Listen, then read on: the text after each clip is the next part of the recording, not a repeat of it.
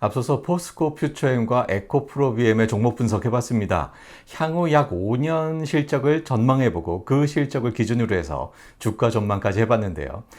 LNF 빼놓을 수 없죠? 지금부터 같은 방법으로 평가해보겠습니다. 지금부터 시작할게요.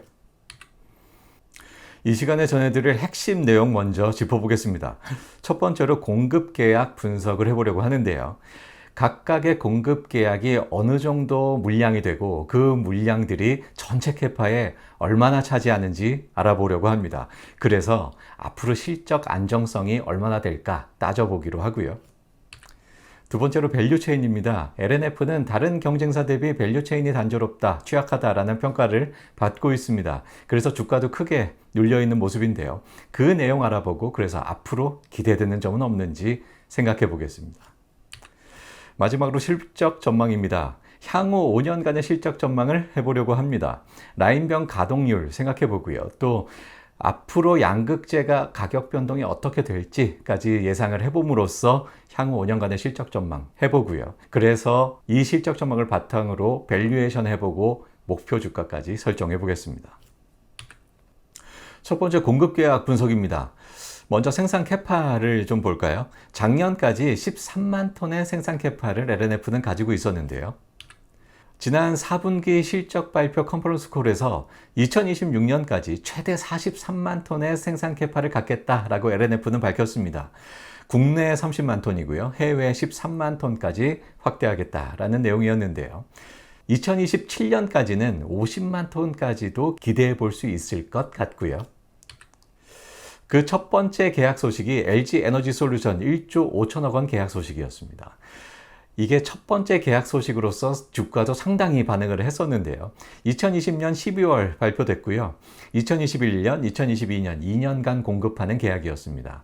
총 6만 톤으로 추정이 되는데 어떻게 추정이 되냐면 1조 5천억 원 계약 규모잖아요. 그리고 당시의 양극재 단가를 나눠보면 6만 톤 정도가 추정됩니다. LG 에너지 솔루션의 양극재를 공급하고 LG 에너지 솔루션이 테슬라에 또 배터리를 공급하는 이런 계약이었고, 그래프에서 보시면 2022년 바닥에 살짝 차지하는 게 보이시죠? 생산 캐파 대비 그 비중이 사실 얼마 되지는 않습니다. 그런데 첫 번째 계약 소식이어서 주가는 크게 반응을 했었죠. 두 번째로 SK이노베이션과 1조 2천억 원의 공급 계약 소식이었습니다. 2021년 4월에 발표가 됐고요. 2021년부터 2023년 올해까지 3년간 공급하는 계약입니다. 총 5만 톤으로 같은 방법으로 추정이 되고요. SK이노베이션의 양극재를 공급하고 SK이노베이션이 폭스바겐에 배터리를 공급하는 계약입니다. 그래프에서 보시면 역시 이 계약도 전체 캐파 대비 얼마 차지하지 않는 그런 모습을 보여줍니다. 올해까지 말이죠. 그리고 올해로 그 공급은 끝나고요. 전체 캐파에서 미미한 모습이다 라고 할 수 있겠습니다.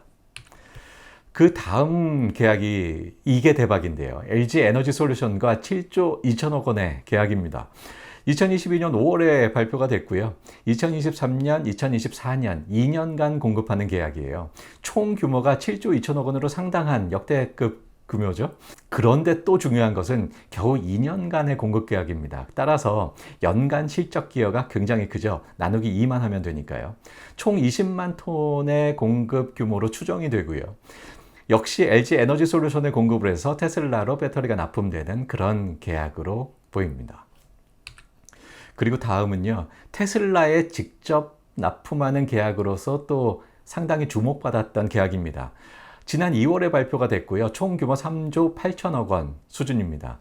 2024년, 2025년 2년간 공급하는 계약이고 총 6만 톤으로 추정이 돼요. 그래서 연간 3만 톤 공급하는 계약으로 추정되고요. 테슬라에 직납을 하는 계약으로 주목을 받았죠. 그래프에서 보시면 역시 그 비중이 그다지 크지 않은 모습이죠. 다음은 아주 최근 소식입니다. 지난 4월에 알려진 소식인데요. 현대차가 LG 에너지 솔루션과 배터리 합작사를 계획하고 있고요. 또 SK온과도 배터리 합작사를 계획하고 있습니다. 각각의 배터리 합작사의 양극재 납품 업체로서 LNF가 낙점됐다라는 소식입니다. 전체 합작사, 두 회사의 합작사 규모가 65기가와트 아워 수준이고요. 이것을 양극재로 추정을 해보면 전체 8만 5천 톤 정도로 추정됩니다. 상당한 물량이죠. 그리고 앞으로 3년간 공급한다고 가정을 해보면 연간 약 또 3만 톤 정도 되겠네요. 그래서 전체 규모는 상당합니다만 워낙 캐파가 크죠. 그 캐파에서 차지하는 비중 역시 그리 크지 않은 모습입니다. 그래프에서 초록색으로 표시되어 있는데요. 그리 큰 비중을 차지하고 있지는 못하죠. 자, 종합해 보면요. 공급 계약 소식이나 합작사 소식이 좀 빈약합니다. 에코프로비엠은 적극적인 합작사 소식이 들리죠. 그래서 이 합작사를 바탕으로 해서 실적의 안정성을 기하고도 있고요. 그리고 투자금을 확보하는 목적도 있습니다. 다만 합작사는 그 합작 라인에서 발생한 매출이 오롯이 내 것이 아니라 지분 비중만큼 나눠 가져야 되는 문제는 있습니다. 그런 단점은 있지만 실적을 안정적으로 가져갈 수 있고 또 투자금도 확보할 수 있는 목적이 있죠. 그래서 그 에코프로비엠은 적극적으로 합작사를 추진하고 있고요. 포스코 퓨처엠은 아주 굵직한 공급 계약으로 그 실적 안정성을 확보하고 있습니다. 합작사 소식은 포스코 퓨처엠은 별로 들리지 않는데요. 포스코 그룹의 탄탄한 자금을 바탕으로 해서 우리 합작 필요 없어, 우리가 단독 공장 해도 충분해, 이런 얘기일 것 같습니다. 실적을 나눠 먹어야 되는 합작사, 우리는 별로 필요 없다라는 의미일 것 같고, 대신에 굵직한 공급 계약이 특징이죠. 에코프로비엠은 적극적인 합작사, 포스코 퓨처엠은 굵직한 공급 계약에 비해서 LNF는 합작사 소식도 공급 계약 소식도 그리 잘 들리지가 않습니다. 이래서 실적에 우려가 있는 것이고요. LNF가 저평가되는 요인이기도 한데요. LNF는 그 사업 구조에서 이런 원인을 또 찾아볼 수가 있습니다. 지금부터 그 사업 구조를 알아보겠습니다. 네, 그 두 번째인 밸류체인입니다. LNF는 양극재를 LG 에너지 솔루션의 대부분 납품하고 있고요. 그리고 SK온과 삼성 SDI의 일부 공급을 하고 있거나 타진을 하고 있는 상황인데요. 대부분의 매출이 LG 에너지 솔루션을 통해서 이루어지고 있습니다. 그리고 이 LG 에너지 솔루션에 전달될 양극재는 2차 전지로 만들어져서 대부분 또 테슬라에 납품이 됩니다. 그래서 LNF, LG 에너지 솔루션, 테슬라 이렇게 그 밸류체인은 이어지고 있고, 이게 대부분의 매출이 나는 밸류체인입니다. 게다가 테슬라로부터 대부분의 리튬을 또 사급을 받습니다. 사급이란 자동차 회사가 부품사에게 부품을 직접 공급합니다. 그리고 이 부품을 활용해서 더 큰 부품을 만들어서 납품해줘. 이게 바로 사급인데요.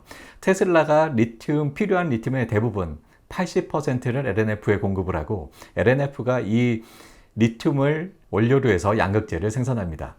양극재는 리튬에다가 전구체를 섞어서 만들죠. 이 전구체는 GNGR, JH화학공업으로부터 납품을 받고 있고요.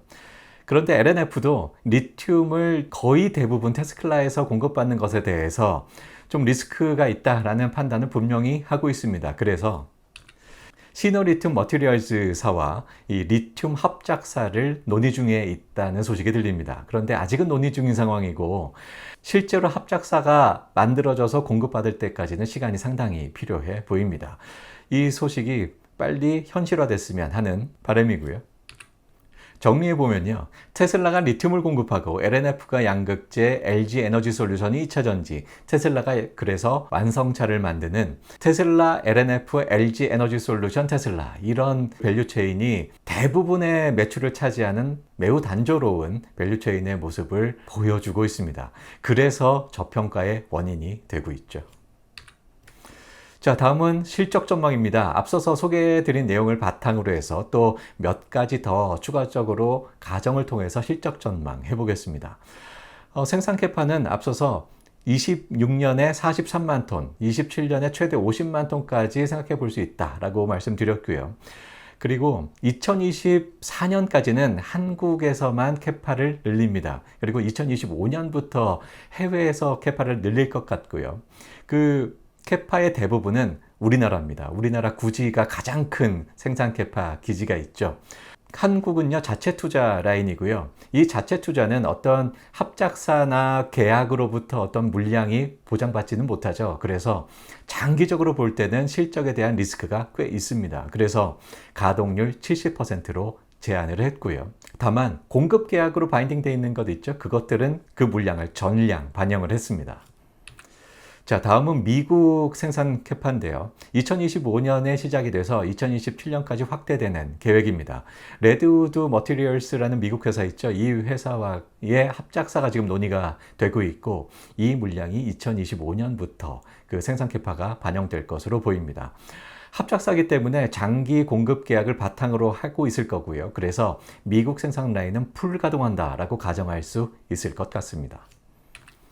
다음은 유럽 라인인데요. 이 유럽 라인은 자체 투자 라인입니다. 따라서 장기적으로 공급에 있어서 리스크가 있을 수 있고요. 그래서 생산 가동률 70%로 제한했습니다. 자, 이런 가정을 통해서 공급 물량을 추정해 보면요. 앞으로 2025년에 27만 톤, 26년에 33만 톤, 27년에 39만 톤까지 증가할 것으로 보이고요. LNF가 제시한 목표가 있습니다. 2025년에 매출 17조 원이다 라고 얘기했고요. LG 에너지 솔루션이 50%, 그리고 OEM, 테슬라 같은 완성차 OEM이 30%, SK온이 20%다. 5대 3대 2다. 매출 비중이 이렇다라고 밝혔습니다. LG 에너지 솔루션에 치중되는 매출 구조를 개선해 보겠다라는 의지의 표현이고요. 그리고 매출 17조 원 과연 달성할 수 있을지 지금부터 생각해 보겠습니다. 실적 전망해 보고요. 밸류에이션을 통해서 목표 주가까지 설정해 보겠습니다. 실적 전망을 위해서는 몇 가지 가정이 더 필요한데요. 지금까지 인플레이션을 잡기 위해서 각국의 중앙은행들이 금리를 가파르게 올렸습니다. 그래서 물가가 최근에 잡히는 모습이 보이죠. 더 이상 물가는, 인플레이션은 이제는 큰 이슈가 아닐 것 같습니다. 확연히 그 인플레이션이 꺾이는 모습이 보이고 있으니까요. 물가가 꺾이는 모습은 내년에 더더욱 더 크게 보일 것 같습니다. 주요 광물 가격도 최근에 많이 내려왔죠. 내년에 더욱 내려갈 것 같고, 양극재 가격도 마찬가지로 올해 내려오고 있습니다. 내년에 더더욱 내려갈 것 같고요. 그래서 내년에는 단가가 하락한다라고 가정할 수 있겠고요. 2025년에 양극재 가격이 반등할 것으로 전망했습니다. 그리고 미국과 유럽 라인 있죠. 이 라인들은 대부분 EV용 양산한다라고 가정을 했고요. 업계 평균 영업이익률과 순이익을 적용했습니다. 그리고 미국 공장은 지분을 레드우드 머티리얼과 6대 4로 나눠 갖는다라고 가정을 해서 지분 60%에 해당하는 실적을 반영했습니다. 이런 걸 지배주주 순이익이라고 하는데요. 지배주주 순이익을 반영했습니다. 자, 이러한 가정을 통해서 실적 전망을 해보면요. 올해 6조 4천억 원의 실적이 매출이 예상되고요. 내년에는 단가가 떨어진다 앞서서 말씀드렸잖아요. 그래도 물량이 상당히 증가하면서 이 단가 하락을 커버해주고, 그래서 매출은 어느 정도 증가하는 모습을 보여줄 것 같습니다. 그래서 내년 매출은 7조 1천억 원 전망되고요. 다음은 2025년인데요. 2025년은 유럽과 미국의 라인이 가동되기 시작하는 해죠. 게다가 2024년까지 떨어졌던 단가가 2025년에 회복하면서 매출은 크게 증가할 것으로 예상됩니다. 매출은 그래서 12조 7천억 원 예상되고요. 그런데 앞서서 LNF가 2025년에 17조 원 하겠다라고 그 목표를 제시했었잖아요. 그 목표에는 크게 미치지 못할 것 같습니다. 17조 원은요, 계산을 해보면, 평가를 해보면요, 작년에 양극재 단가가 작년 말 최고조에 있었을 때, 그때의 양극재 단가를 기준으로 한 것 같습니다. 그 양극재 단가가 2025년까지 회복되기는 좀 어려워 보이고요. 그보다는 좀 낮은 수준의 그 단가가 예상이 돼서 LNF가 제시했던 17조 원에는 상당 부분 미치지 못하는 12조 7천억 원이 예상되고요. 그리고 2026년, 2027년까지 계속해서 성장을 할 것 같습니다.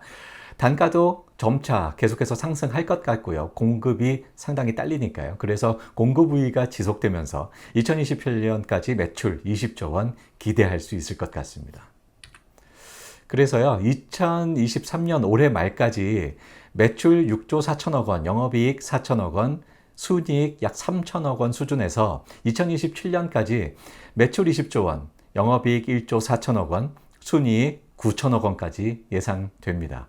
그래서 순이익 성장률, 연평균 성장률이 대략 앞으로 5년간 2027년까지 29.7% 전망되고요. 이 2027% 매우 중요한 숫자입니다. 왜 중요한지는 잠시 후에 나옵니다. 네, 2025년 매출 목표 미달성이 예상됩니다. 원자재 가격 하락이 원인이고요. 2025년 이후 가격 회복을 예상해 봅니다. 연평균 약 30%의 고수족 성장을 그래도 예상해 볼 수가 있는데요. 약 5년간 EPS 성장률 30% 앞서서 예상해 봤습니다. 네, 이제 밸류에이션을 통해서 목표 주가를 설정해 보려고 합니다. 구해주 경제 구독자분들은요, PEG라는 밸류에이션 지표를 이미 잘 알고 계실 겁니다. 그런데 처음 들어보시는 분들을 위해서 잠깐 소개를 해드리면요. 성장률분의 PER로 정의가 됩니다. 성장 기대감이 높은 회사는 매수세가 많이 몰리면서 주가도 크게 오르고 그래서 PER 밸류에이션 지표도 상당히 높아지는 것을 볼 수 있습니다. 대표적으로 뭐 제약 바이오 회사들이 그렇죠. PER 100, 200도 순식간에 넘어가기도 하는데요. 이렇게 기대감이 높은 종목들은 PER이 상당히 높아지는 것을 착안해서 성장률분의 PER로 정의된 PEG라는 지표가 있습니다. 만약에 성장률이 2배야? 그렇다면 PER도 2배가 돼야 돼. 그게 결국 같은 PER 수준이야. 뭐 이런 뜻입니다.